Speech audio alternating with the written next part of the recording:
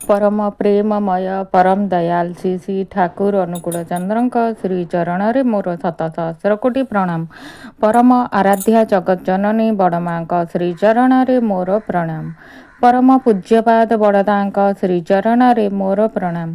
पूज्यपाद आचार्य देवଙ୍କ श्री चरणरे मोर प्रणाम।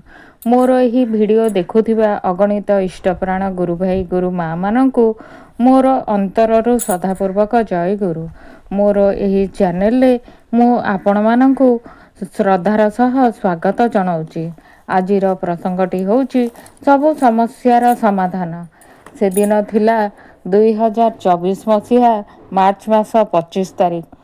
प्रत्येक दिन परी ସେହି ଦିନ ମଧ୍ୟ ଅନେକ ଭକ୍ତ ଆସିଥାନ୍ତି ଦେଶ ବିଦେଶରୁ ଦେଓଘର ଆଶ୍ରମକୁ। ସବୁଦିନ ପରି ମଧ୍ୟ ନିବେଦନ ଚାଲିଥାଏ ଶ୍ରୀ ଶ୍ରୀ ଆଚାର୍ଯ୍ୟ ଦେବଙ୍କ ନିକଟରେ। କେଉଁଝରରୁ ଆସିଥାନ୍ତି ଏକ ପରିବାର। ପ୍ରଣାମ ନିବେଦନ କରି ଜଣାଇଲେ ତାଙ୍କର ପରିବାରର ଆର୍ଥିକ ଅଭାବ କୌଣସି ମତେ ଦୂର ହେଉନାହିଁ। ପୁଅକୁ ଭଲ ଚାକିରିଟିଏ ମିଳୁନାହିଁ। ଝିଅ ସବୁ ଦିଗ ଦେଇ ଠିକ୍ ଅଛି, ବିବାହ ପାଇଁ ସବୁ ଦିଗ ଦେଇ ଉପଯୁକ୍ତ, କିନ୍ତୁ ବିବାହ ପାଇଁ ଭଲ ପ୍ରସ୍ତାବଟିଏ ଆସୁନାହିଁ। ସଂସାରର ନାନା ସମସ୍ୟାରେ ରହି ସେ ବିଭ୍ରାନ୍ତି ବୋଧ କରୁଛନ୍ତି। ଏକଥା ଶୁଣି ଶ୍ରୀ ଶ୍ରୀ ଆଚାର୍ଯ୍ୟ ଦେବ କହିଲେ, ଗୋଟିଏ କଥା ନିଜକୁ ମଝିରେ ମଝିରେ ପ୍ରଶ୍ନ କରିବେ, ନିଜର ପରିବାରକୁ ନେଇ ଯେଉଁ ପରିବେଶରେ ମୁଁ ଅଛି ସେହି ପରିବେଶକୁ ଉଦ୍ବୁଦ୍ଧ କରିବା ପାଇଁ ମୁଁ କ'ଣ କରିଛି? ସେହି ପରିବେଶକୁ ସାଙ୍ଗରେ ନେଇ ଚଳିବା ପାଇଁ ମୁଁ ଜୀବନକୁ ଠିକ୍ ଭାବରେ ଚଳାଇଛି କି? ମୋର ଚାରିପାଖରେ ଥିବା ପରିବେଶ ପାଇଁ ମୁଁ କ'ଣ କର୍ତ୍ତବ୍ୟ ପାଳନ କରିଛି? କେବଳ ନିଜ ଜୀବନର ଆହାର ନିଦ୍ରା ମୈଥୁନ୍ୟ ଏହା ନେଇ ବଞ୍ଚିବା ପାଇଁ ତ ଆମେ ଜନ୍ମ ନେଇଛୁ। ଏମିତି ଭାବରେ ତ ସମସ୍ତେ ବଞ୍ଚନ୍ତି। ଯେତେବେଳେ 2 ଦିନ ପରେ ନିଜ ଚିତାଟା ଜଳିଯିବ, ଶ୍ମଶାନକୁ ଗଲାବେଳେ କାନ୍ଧରେ ନେବାକୁ ଗୋଟିଏ ଲୋକ ମଧ୍ୟ ପାଖରେ ନଥିବେ। ଡାକି ଡାକି ଲୋକ ଯୋଗାଡ଼ କରିବାକୁ ହେବ। ତାହେଲେ ମୁଁ ଯେଉଁ ଗୋଟିଏ ଜୀବନ ପାଇଛି ତାହା କେଉଁ କାମରେ ଲାଗିଲା? ଯଦି ଶେଷ ଅବସ୍ଥାରେ ଗୋଟିଏ ଲୋକ ମୋ ପାଖକୁ ନ ଆସେ, ସାରା ଜୀବନ ମୁଁ ଏମିତି ପଡ଼ି ରହିଲି। ଅଥଚ ମୋର କୌଣସି ଜଣେ ବନ୍ଧୁ ନାହିଁ ଯାହାକୁ ମୁଁ କହିପାରିବି ଯେ ମୋ ଚିତା ପାଖରେ ସେ ଆସି ନିଶ୍ଚିତ ଠିଆ ହେବ। ଜୀବନରେ ଏତେ ଦିନ ଧରି ଯାହା ଯାହା କରିଛି ସବୁ ନିଜ ପାଇଁ କରିଛି, କିନ୍ତୁ ତା ପାଇଁ କରିଛି କି? ମୁଁ ତ ଏଇଟା ହିଁ ବୁଝେ। ତୁମେ ଯେ ଏତେ ବ୍ୟସ୍ତ ହେଉଛ, ଏଇଟା କରୁଛ ସେଇଟା କରୁଛ, ଠିକ୍ ଅଛି, ଭଲ କଥା। କିନ୍ତୁ ମୃତ୍ୟୁ ପରେ ଯଦି କାନ୍ଧରେ ନେବାକୁ 4 ଜଣ ଲୋକ ଯୋଗାଡ଼ କରି ନ ରଖିଛ, ତେବେ ବୁଝିବ ଆଜି ପର୍ଯ୍ୟନ୍ତ ଯାହା ଯାହା କରିଛ କେବଳ ତୁମେ ତୁମ ନିଜ ପାଇଁ କରିଛ। ପ୍ରକୃତରେ ତୁମେ ଜଣେ ସାମାଜିକ ଶୋଷକ ମାତ୍ର। କେବଳ ସମାଜରେ ନିଜର ସ୍ୱାର୍ଥ ଚରିତାର୍ଥ କରି ଚାଲିଛି। ଏବେ ଆମକୁ ଏଥିରୁ ବାହାରିବାକୁ ହେବ।